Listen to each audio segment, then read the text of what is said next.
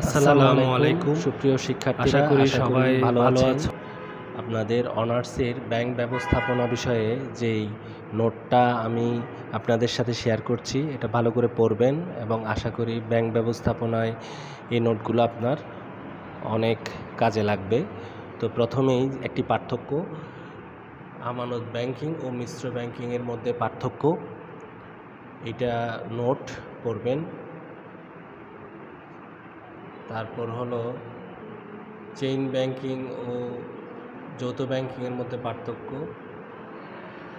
এই নোটটাও ভালো করে পড়বেন। এরপর হচ্ছে ব্যাংক এবং ব্যাংকিংয়ের মধ্যে পার্থক্য, এই প্রশ্নটা প্রায়ই পরীক্ষায় আসে, এই প্রশ্নটা আপনারা ভালো করে পড়বেন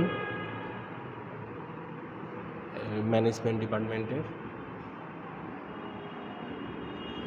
আর কিছু ব্যাংকিং টার্মস যেগুলা খুবই গুরুত্বপূর্ণ, এগুলা শর্ট নোট হিসাবে আসে, এগুলোও ভালো করে পড়বেন। এবং 4 প্রকার ব্যাংকের তথ্য সুন্দর করে দেওয়া হয়েছে, এগুলো একটু ভালো করে পড়বেন, আশা করি কাজে লাগবে। ধন্যবাদ।